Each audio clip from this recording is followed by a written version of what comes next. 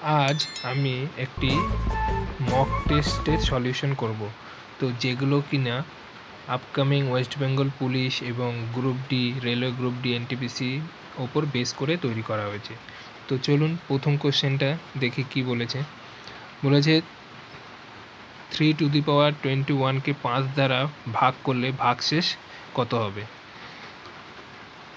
দেখো এখানে 3^21, তাহলে একে আমরা 3^21কে যদি 5 দিয়ে ভাগ করি, এখানে আমরা কি করব, সব সময় এদের রিমাইন্ডারকে 1 রাখার চেষ্টা করব, তাহলে কি আমাদেরকে ভাগশেষ বার করা সুবিধা হবে। যেরকম 3^21 আমরা যদি এখানে 3 আমরা যদি 4 করে দিই, 3^4 কত হয়ে যাবে 81, তাহলে এখানে 4×5 20, তাহলে হয়ে গেল এখানে 3^4 20 হয়ে গেল। আর বাকি পড়ে রইল কি, একটা 3 পড়ে রইল, তাহলে 3^81 হয়ে গেল। এটাকে আমরা কি করলাম, ভেঙে দিলাম 3^81কে, তাহলে 3^4 তার পাওয়ার 5 × 3/5, তাহলে 3^4 সমান কত হয়ে যাবে, 3^4 সমান কী হয়ে যাবে, 81 হয়ে যাবে।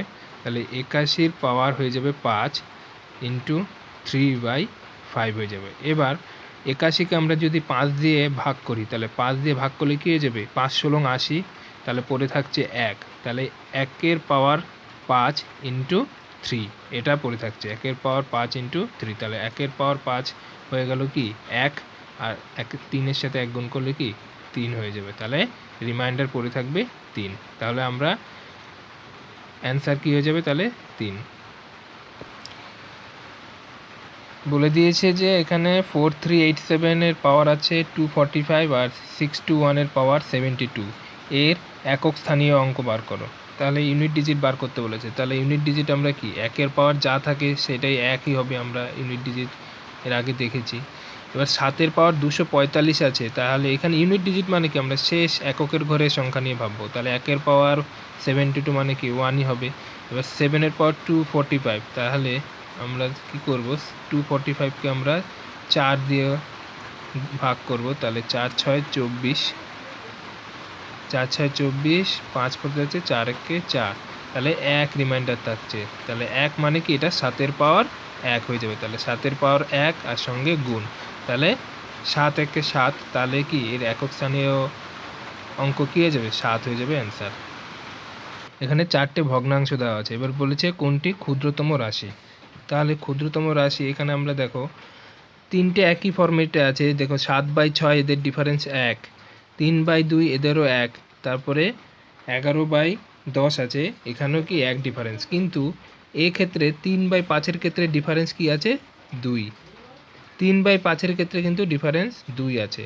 তাহলে যখনই একই ডিফারেন্স হবে, আমরা জানি যে এটাতে লব সবচেয়ে বড় সেটাই হচ্ছে গিয়ে সবচেয়ে বড়, তাহলে এখানে সবচেয়ে বড় হচ্ছে গিয়ে 11, আর সবচেয়ে ছোট তাহলে কী হয়ে যাবে 3/2, এই ভগ্নাংশটাই হচ্ছে যাবে সবচেয়ে ছোট, তাহলে 3/2 হয়ে যাবে সবচেয়ে ছোট এই 3টের মধ্যে। এবার আমরা দেখব 3/5, তাহলে এখানে কি পড়ে রইল 3/5 আর রইল 3/2, এই দুটোর মধ্যে এবার কি হয়ে যাবে, এইখানে 3/5 এখানে ডিফারেন্স 2 আছে, এখানে আছে 1, তাহলে এর সঙ্গে কি করে দেবো, আমরা 2 গুণ করে দেবো, তাহলে একটা হয়ে গেল 3/5 আর একটা হয়ে গেল 6/4। তাহলে এবার আমরা কি দেখলাম, যে এখানে এই দুটোর মধ্যে কি লব এটা এখানে বড় আর এটা হচ্ছে গিয়ে ছোট, তাহলে এখানে সবচেয়ে ছোট কি হয়ে যাবে 3/5 হয়ে যাবে, কি এই ভগ্নাংশটা হয়ে যাবে সবচেয়ে ছোট, তাহলে এটা হলো অ্যান্সার। একটি জলপূর্ণ বালতির ওজন 25 কেজি, 2/3 জলপূর্ণ অবস্থায় বালতিটির ওজন 20 কেজি, খালি বালতির ওজন কত কেজি। তাহলে জলপূর্ণ বালতির ওজন 25, তার মানে কি জল, ওয়াটার প্লাস বালতিকে আমি বি দিয়ে লিখলাম, ডিনোট করলাম, তাহলে ওয়াটার প্লাস বালতি হচ্ছে গিয়ে 25। এবার 2/3 জলপূর্ণ অবস্থায়, তাহলে 2/3 জলপূর্ণ মানে জল যা ছিল তার 2/3 জলপূর্ণ অবস্থায় বালতিটির ওজন বলে দিয়েছে 20 কেজি। এবার এর সমাধান করলে আমরা কী পাবো, এখান থেকে মাইনাস করে দিলাম, এটা মাইনাস, তাহলে এখানে হয়ে গেল 5 আর এটা কেটে গেল, তাহলে 2/3, তাহলে 1 - 2/3 করলে হয়ে যাবে 1/3, তাহলে water/3 = 5, তাহলে ওয়াটারের ওজন কত হয়ে গেল 15, তাহলে আমরা ওয়াটারের ওজন পেয়ে গেলাম 15 কেজি। তাহলে খালি বালতির ওজন কত হয়ে যাবে? টোটাল বালতি বলে দিয়েছে, বালতি প্লাস জলের ওজন 25 কেজি, জল পূর্ণ অবস্থায়, তাহলে বালতির ওজন কত হয়ে যাবে? 10 কেজি হয়ে যাবে। 25 মাইনাস 15, তাহলে 10 কেজি কী হয়ে যাবে? বালতির ওজন। এখানে রুট দেওয়া আছে 13.69 এর 3.7, তার মানে এটাকে আমরা কি জানি যে 37-এর বর্গ হয়ে গেছে 1369। 37-এর বর্গ 1369, তাহলে এখানে 1369 মানে কি বলতে পারি আমরা? এখানে 37 করতে পারি। এবার এখানে 0.1369, দেখো এখানে 4 ঘর পর দশমিক আছে। 4 ঘর পর দশমিক মানে কি 2 ঘর পর, তাহলে যদি 0.37-এর বর্গ করি তাহলে হয়ে যায় 0.1369, তাহলে এখানে কি হয়ে যাবে? 0.37 হয়ে যাবে। আবার এখানে বলে যে এখানে 6 ঘর পর আছে, মানে দশমিক 6, মানে দশমিক আছে 6 ঘরের আগে, তাহলে এখানে কি হয়ে যাবে? 0.037। দেখো 0.037-এর বর্গ করলে দশমিক কি 6 ঘর আগে দশমিক হয়ে যাবে, তাহলে এখানে 0.37, 0.37 আর 37 যোগ করে দেবো, তাহলে 37 আর হচ্ছে গিয়ে 0.37, তাহলে এই তিনটে যোগ করলে 7, 10, 4, 37.407 হয়ে যাবে। তাহলে এটাই হলো কি অ্যান্সার। দুটি সংখ্যার সমষ্টি 216 এবং তাদের গসাগু 27 হলে সম্ভাব্য কতগুলি সংখ্যা জোড় পাওয়া যাবে? তাহলে 27 গসাগু মানে আমরা কি জানি? এখানে কমন ফ্যাক্টর হচ্ছে 87, তাহলে একটি হচ্ছে কি 27x আর আরেকটা হচ্ছে গিয়ে 27y। তাহলে এই দুটো সংখ্যার যোগফল বলে সমষ্টি বলে দিয়েছে কি 216। তাহলে এখান থেকে x প্লাস ওয়াই আমরা কি পেয়ে যাব? 216/27 সমান কি পেয়ে যাব? 8 পেয়ে যাব। তাহলে এই 8কে আমরা কি প্রাইম ফ্যাক্টরে ভাঙবো, যেরকম কীভাবে ভাঙতে পারি? এরা বলেছে কতগুলি সংখ্যার জোড় পাওয়া যায়, এই আমরা একে কি 1 আর 7-এ ভাঙতে পারি। আর হচ্ছে কি 2 আর 6, এটা কিন্তু হবে না, কারণ 6কে 2 দিয়ে পুরোপুরি ভাগ চলে যাচ্ছে। আরেকটা করতে পারি কি 3 আর 5 করতে পারি। এরপরে আছে 4 আর 4, সেটা তো হবে না। তাহলে 3, 5 আর 1, 7 এই দুটো জোড়া আমরা কি করতে পারি। তাহলে এই সম্ভাব্য কতগুলো জোড় পাওয়া যাবে? কি 2 জোড়া পাওয়া যাবে, 2 জোড়া পাওয়া যাবে। এটা হলো answer. a square plus 1/a² সমান 98 দেওয়া আছে, তাহলে a³ প্লাস 1/a³, দেখো এটা আমরা কীভাবে করতে পারি? a স্কোয়ার প্লাস 1/a², এর সঙ্গে আমরা যদি 2 যোগ করে দিই, তাহলে এদিকেও আমরা 2 যোগ করি, তাহলে কী হয়ে গেল? 100 হয়ে গেল। দেখো a plus 1/a, a plus 1/a এর স্কোয়ার করলে কি হয়? a square plus 1/a² plus 2a into 1/a, তাহলে a কাটা, তাহলে অ্যাকচুয়ালি কি এটা a প্লাস 1/a² সমান এটা হচ্ছে। তাহলে এটাকে আমরা কি লিখতে পারি? a প্লাস 1/a তার স্কোয়ার লিখতে পারি, a প্লাস 1/² সমান 100। তাহলে a প্লাস 1/a সমান কি 10 হয়ে গেল, 10-এর স্কোয়ার 100। এবার a³ প্লাস 1/a³, তাহলে এটাকে আমরা কিউব করে দিলে কি হয়ে যাবে? a³ প্লাস বোথ সাইড আমরা যদি কিউব করে দিই, এরও কিউব করে দিলাম, তাহলে a³ plus 1/a³ plus 3a into 1/a, a plus 1/a সমান 10-এর কিউব কী হয়ে যাবে? 1000 হয়ে যাবে। তাহলে এখানে a কাটা, a³ প্লাস 1/a³, দেখো a প্লাস 1/a এর মান কত আমরা পেয়েছিলাম? এখানে এই যে a প্লাস 1/a এর মান কিন্তু 10 পেয়েছিলাম প্রথমে, a প্লাস 1/a এর মান 10 পেয়েছিলাম, তাহলে 3 10-কে 30 হয়ে যাবে। তাহলে 30টাকে আমরা যদি এদিকে নিয়ে যাই, 1000 থেকে 30 বাদ দিলে কী হয়ে যাবে? 970। তাহলে এর অ্যান্সার কী হয়ে যাবে? 970। 2 বছর পরে পিতার বয়সের দ্বিগুণ পুত্রের বয়সের 5 গুণের সমান হবে, কিন্তু 2 বছর পরে পিতার বয়সের দ্বিগুণ পুত্রের বয়সের 5 গুণের সমান হবে, কিন্তু 10 বছর আগে পিতার বয়স পুত্রের 7 গুণ ছিল পুত্রের বয়সে। তাহলে বর্তমানে পুত্রের বয়স কত?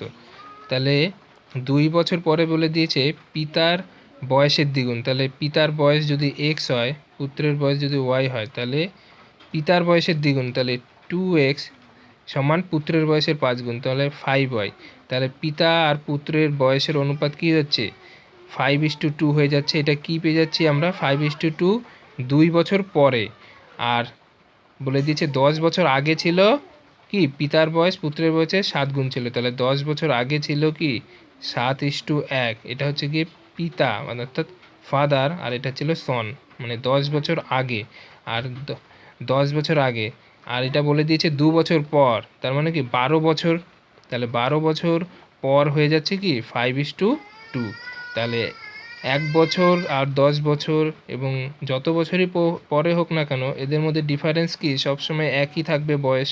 তাহলে এখানে ডিফারেন্স হয়ে যাচ্ছে 6, আর এখানে ডিফারেন্স আছে কি 3 আছে। তাহলে এর সঙ্গে কি 2 গুণ করে দিলে তাহলে 6 হয়ে যাবে। তাহলে 7:1 আর এদিকে হয়ে যাবে 10:4। এবার দেখো ডিফারেন্সটা কি 6 হয়ে যাচ্ছে। এবার ডিফারেন্স দুদিকেই 6 হয়ে যাচ্ছে। এবার এই যে ডিফারেন্স এদিকে 3 এদিকেও 3 আছে, তাহলে এই 3 সমান কি 3 সমান হচ্ছে গিয়ে 12 বছর, মানে একটা হচ্ছে গিয়ে 10 বছর আগে আর একটা 2 বছর পর, টোটাল হচ্ছে 12। তাহলে 1 সমান কত 4 বছর, 1 সমান 4 বছর। তাহলে বর্তমানে পুত্রের বয়স কত, তাহলে এটা হচ্ছে গিয়ে 2 বছর পর। তাহলে এটা 2 বছর পর, তাহলে বর্তমানে হচ্ছে গিয়ে কি 1 সমান হয়ে গেল 4।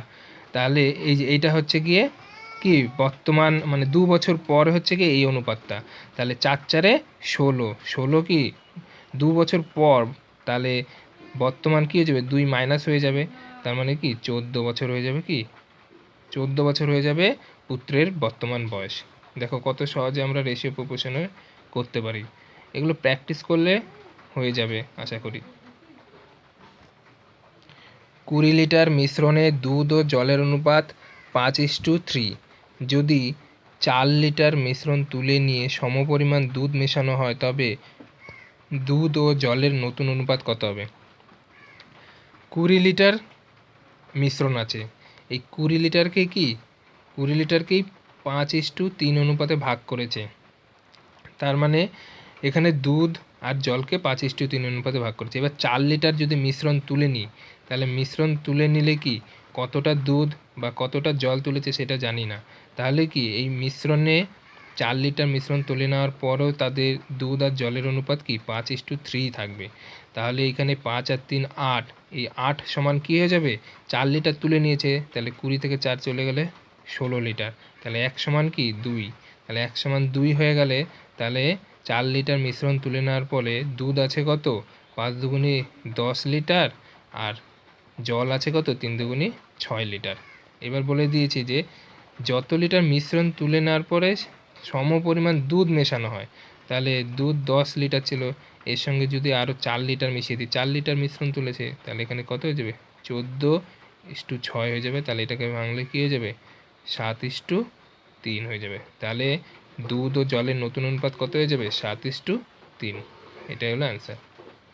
Sine square 5 degree, sine square 10 degree, এরকমভাবে এই সিরিজটা সাইন স্কোয়ার 90 ডিগ্রি পর্যন্ত আছে। তাহলে এখানে এর মান বার করতে বলেছে। তাহলে দেখো এখানে 5 ডিগ্রি, তাহলে সাইন স্কোয়ার 5, আর এদিক থেকে আমরা যদি সাইন স্কোয়ার 85, সাইন স্কোয়ার 85 নিয়ে নিই, তাহলে এই দুটোর যোগফল কী হয়ে যাবে 1 হয়ে যাবে। কারণ সাইন স্কোয়ার 5কে আমি কস স্কোয়ার 85-তে কনভার্ট করতে পারি 90 - 5 করে। আবার এদিকে সাইন স্কোয়ার 85কেও আমরা কী করতে পারি কস স্কোয়ার 5 করতে পারি। তাহলে এই দুটোর মান কী হয়ে যাবে 1 হয়ে যাবে। এইভাবে সাইন স্কোয়ার 10, ওদিক থেকে সাইন স্কোয়ার 80, ওর তারও মান 1 হয়ে যাবে।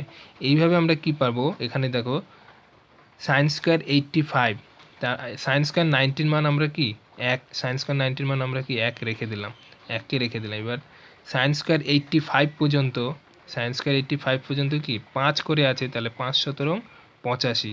দেখো এখানে 85 হলে এবার দেখো মাঝখানে একটা কি অড থেকে যাবে, যেটা হচ্ছে কি সাইন স্কোয়ার 45, সাইন স্কোয়ার 45 থেকে যাবে। তাহলে সাইন স্কোয়ারের 45-এর মান আমরা কি জানি 1/√2, আর সাইন স্কোয়ার তাহলে এখানে কী হয়ে যাবে হাফ হয়ে যাবে। এবার পরে রইল কত 16, তাহলে 16 যদি হয় তাহলে আমরা 8 জোড়া পাবো। তাহলে 8 জোড়া যদি পাই তাহলে এখানে কী হয়ে যাবে 8 হয়ে যাবে। তাহলে 8 প্লাস হাফ প্লাস 1, তাহলে 9 মানে 9 × 1/2 হয়ে যাবে। তাহলে এর অ্যান্সার 9/2। তাহলে যোগ করলে কি 9/2 অথবা এটা কি হাফ মানে 9.5 করতে পারি, এটাই হলো answer. Sine theta plus cosec theta 2 হলে সাইন 7 থিটা কসেক 7 থিটা।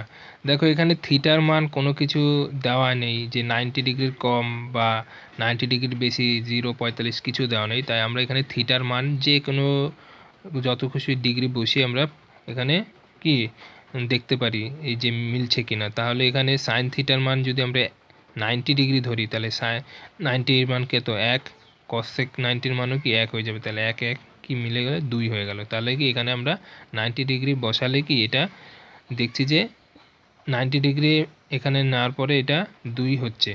তাহলে এখানে সাইন 7 থিটা প্লাস কসেক 7 থিটার মান কী হয়ে যাবে, এখানেও সেই থিটার মান আমরা যদি 90 ডিগ্রি ধরে নিই তাহলে এখানে কী হয়ে যাবে 1 + 1, তাহলে এখানেও কি 2 হয়ে যাবে। তাহলে সাইন 7 থিটা প্লাস কসেক 7 থিটার মানও কী হয়ে যাবে 2 হয়ে যাবে। এটাই হলো অ্যান্সার।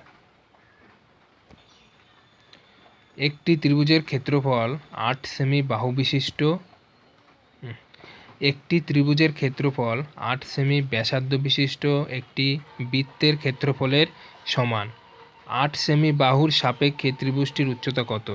তাহলে বলে দিয়েছে যে ত্রিভুজের ক্ষেত্রফল হাফ ইন্টু ভূমি, এবার 8 সেমি বাহুর সাপেক্ষে, তাহলে বাহু দেওয়া আছে কি 8 সেমি দেওয়া আছে, এটা বেস, আর উচ্চতা বার করতে বলেছে। তাহলে আমরা জানি ত্রিভুজের ক্ষেত্রফলের ফর্মুলা এটা সমান বলে দিয়েছে 8 সেমি ব্যাসার্ধ বিশিষ্ট একটি বৃত্তের ক্ষেত্রফলের সমান। তাহলে বৃত্তের ক্ষেত্রফলের সমান কি পাই আর স্কোয়ার। তাহলে পাই আর স্কোয়ার মানে কি 8-এর স্কোয়ার, 8-এর স্কোয়ার তাহলে কি 64 পাই। আর এখানে 12 তাহলে এখান দিয়ে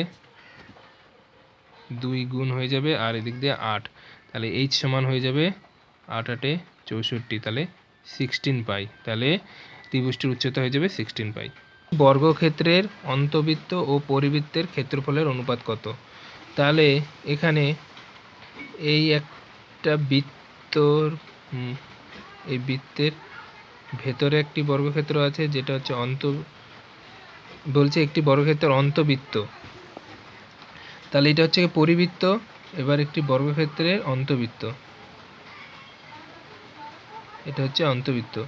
এবার বলে দিয়েছে যে তাদের ক্ষেত্রফলের অনুপাত কত হয়ে যাবে। তাহলে পরিবৃত্তের ক্ষেত্রে কি হয়ে যাবে, পরিবৃত্তের ক্ষেত্রে হয়ে যাবে কর্ণ/2 হয়ে যাচ্ছে, কর্ণ/2 হয়ে যাচ্ছে। সেটা হচ্ছে কি এই বৃত্তের ব্যাসার্ধ হয়ে যাচ্ছে কর্ণ/2, এটা হচ্ছে কি পরিবৃত্তের ক্ষেত্রে। আর অন্তবৃত্তের ক্ষেত্রে কি হয়ে যাচ্ছে, এই যে বাহু, বর্গক্ষেত্রের বাহু, তাহলে বাহু/2 করলে আমরা কি পেয়ে যাচ্ছি, সেখান থেকে পেয়ে যাচ্ছি বৃত্তের ব্যাসার্ধ পেয়ে যাচ্ছি। তাহলে একটা যেটা পরিবৃত্তের ক্ষেত্রে পাচ্ছি কি কর্ণ/2, আর হচ্ছে কি অন্তবৃত্তের ক্ষেত্রে আমরা বৃত্তের ব্যাসার্ধ পাচ্ছি কি বাহু/2। দেখো এখানে বাহু/2 করলে কি আমরা বৃত্তের ব্যাসার্ধ পেয়ে যাচ্ছি, আর এখানে কর্ণ/2, তাহলে একটা হয়ে যাচ্ছে কি, একটা হয়ে যাচ্ছে কর্ণ/2 আর একটা হয়ে যাচ্ছে বাহু/2। তাহলে এক্ষেত্রে এবার কি আমরা যদি এই বর্গক্ষেত্রে এক বাহুর দৈর্ঘ্য যদি 1 ধরি, তাহলে যদি আমি 1 ধরি তাহলে এখানে কর্ণ কি হয়ে যাবে, কর্ণ হয়ে যাবে √2 হয়ে যাবে কর্ণ।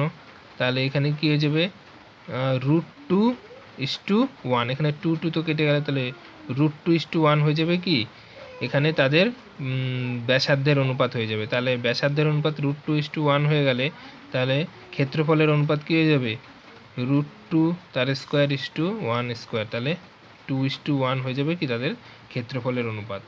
এবার অন্তবৃত্ত আর পরিবৃত্ত, এখানে বলেছে অন্তবৃত্ত ও পরিবৃত্ত, অর্থাৎ তাহলে এখানে কী হয়ে যাবে 1:2 হয়ে যাবে। এটা হয়ে যাবে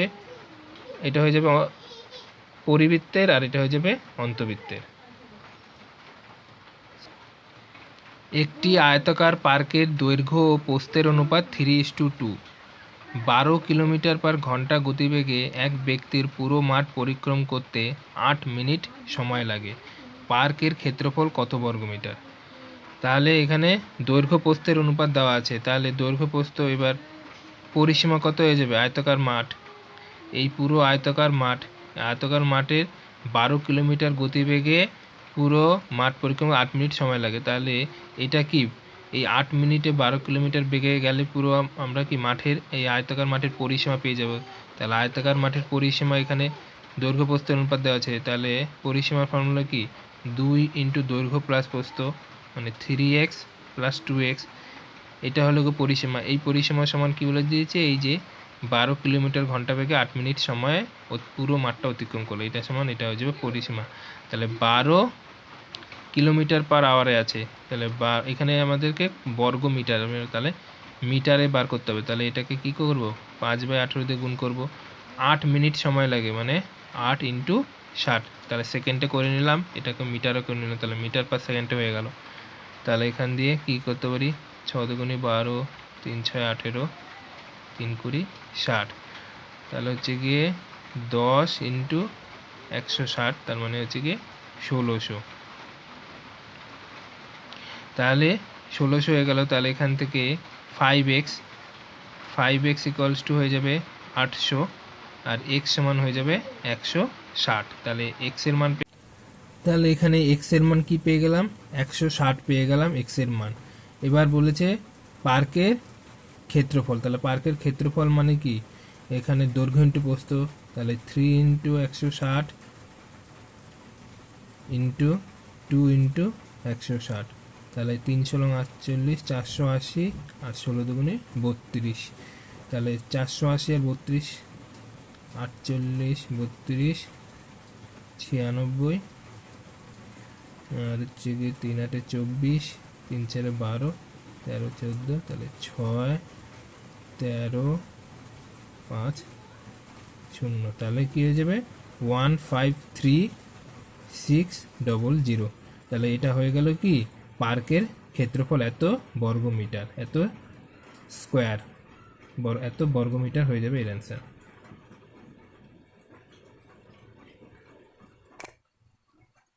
কোনো মিশ্রণে দুধ ও জলের অনুপাত 2:1। ওই মিশ্রণে আরও 2 লিটার দুধ মেশালে দুধ ও জলের অনুপাত 11:5 হয়। পূর্বে কত লিটার মিশ্রণ ছিল।